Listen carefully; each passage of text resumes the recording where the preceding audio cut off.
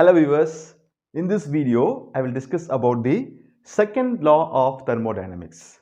So this second law arises because we know already we have a first law of thermodynamics, but even though we have second law of thermodynamics because we have some limitations in your first law of thermodynamics. So let us see what is some statements about first law of thermodynamics and what are the limitations first law of thermodynamics, and then how it is being rectified by the statements second law of thermodynamics. Okay, we will see that. Okay, first we'll see the first law of thermodynamics and its limitations. So we already discussed about first law.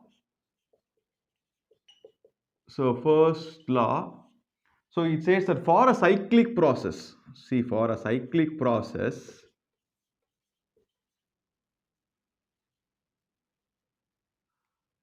the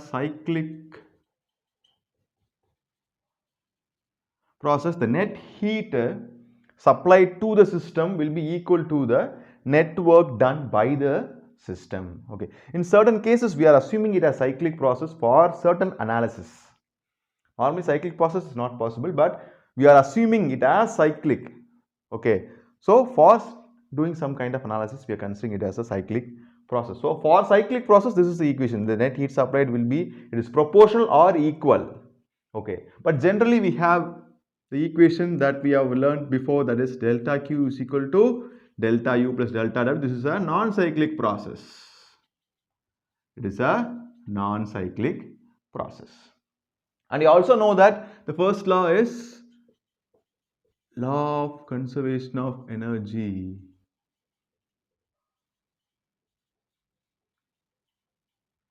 Conservation of energy, which says that the change of energy of the whole universe is always zero.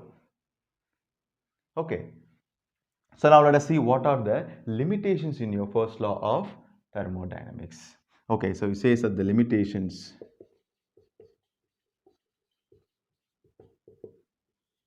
So first it says that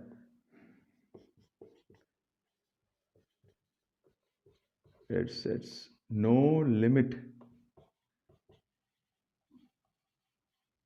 to the amount of energy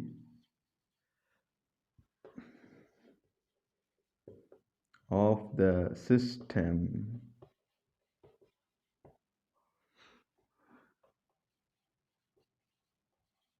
which could be converted as work.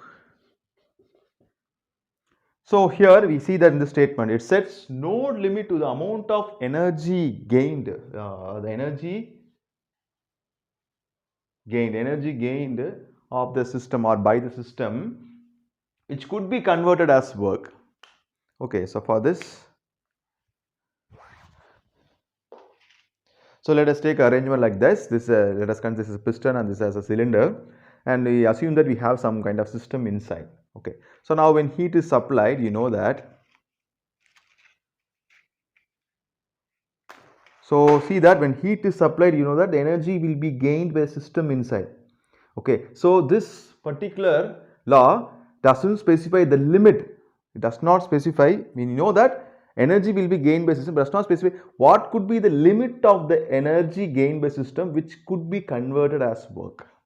That is not specified. What is the limit of energy which could be converted as work? What is the limit? It is not specified. So this is given in this particular limitations. The amount of energy gained for which the conversion of work is not specified. Another point. So second point, it does not specify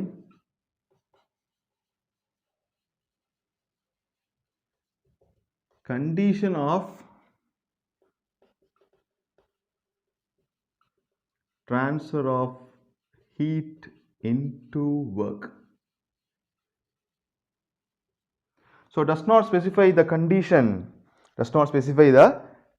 of the transfer of heat into work. What is the condition? What is the value of your pressure, temperature? What is the state available? It does not specify the condition of the, at what condition the heat will be transferred into or converted into work. It is not specified. And another point, we here see that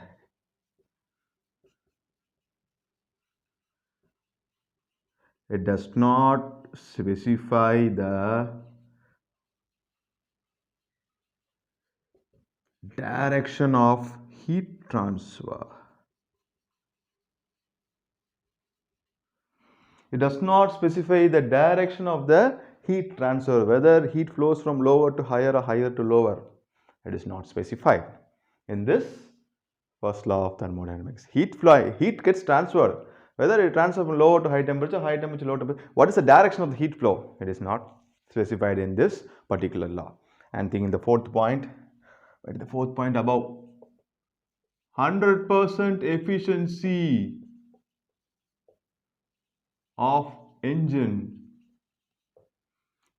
So this law says that the efficiency of the engine working on is 100%. Okay, so it says that, but that is also a limitation. It is not at all possible. So that is overcome by the second law of thermodynamics. So these are the limitations in which these limitations are overcome by the first law of thermodynamics. Now we see that, second law of thermodynamics. So second law of thermodynamics. So here we have two statements. So given by two persons, Kelvin Planck and Clausius.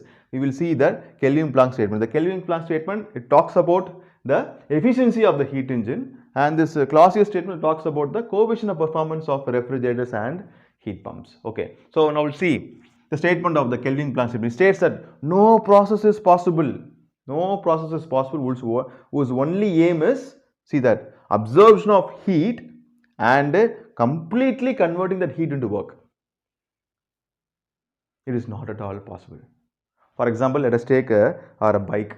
So what happens? So fuel is being burned. So heat is being produced by the burning of the fuel. That heat is used to run the engine. So work is being done to run the engine. It says that the total heat cannot be totally converted into work. Some amount of heat burned will be sent as exhaust or waste to the atmosphere. You would have seen in exhaust some amount of the gas will be released as exhaust from your silencer. So that what happens, it says that not at all, no process is possible. You cannot convert a heat into 100% that heat into work. It is not at all possible. So here it says that the efficiency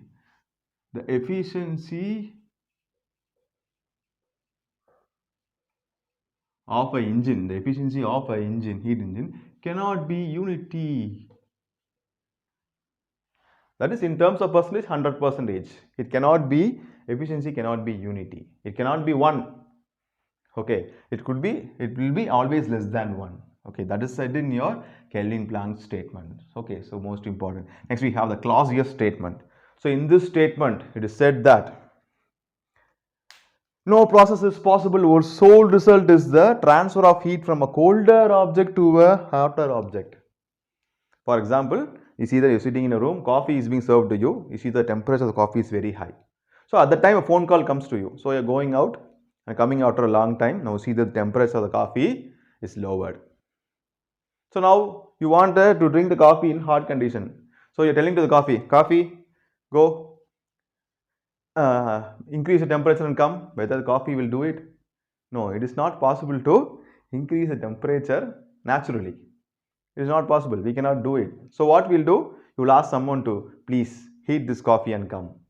So you will tell to your parents or someone to do this process. Okay, some work is done to increase the temperature from lower temperature to higher temperature. See here it said that. So it is not at all possible to increase temperature from colder object to a hotter object. Okay, naturally it cannot be possible. So some amount of work has to be done to do this process from lower to higher. The natural, what happens from higher to lower only is possible.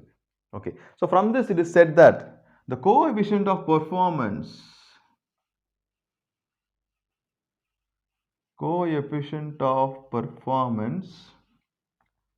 cannot be infinite. It cannot be infinite. So you know that what is COP? So the COP is given by, so COP is, what is COP? Either heat input or heat absorbed. Okay, heat input or heat absorbed divided by work done. So the COP will become infinite. When it will become infinite? When the value of this W becomes 0.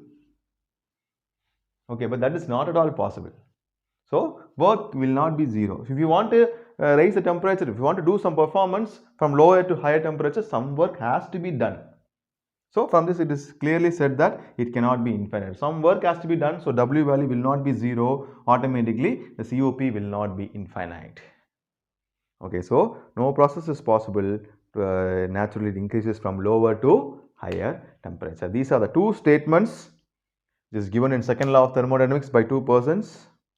Okay, and these are the limitations in your first law of thermodynamics. Okay, so these are the things that we have discussed. Okay, it should be very useful. Okay, thank you.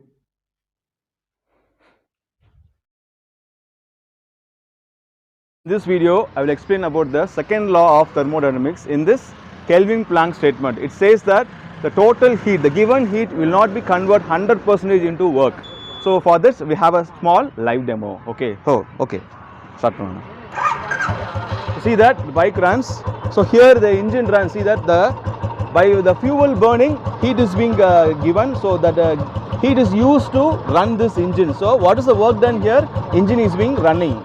Okay. So according to this Kelvin-Planck statement, see that the total heat given will not be converted 100% into work. You see that some heat is being given as lost. Here you can see that in exhaust. For your clear view, we can see the exhaust. Some heat is being released. So it says that from the Kelvin-Planck statement, 100% heat will not be converted into work. Some heat will be released as exhaust. So this is about the second law of thermodynamics Kelvin-Planck statement. Okay, thank you.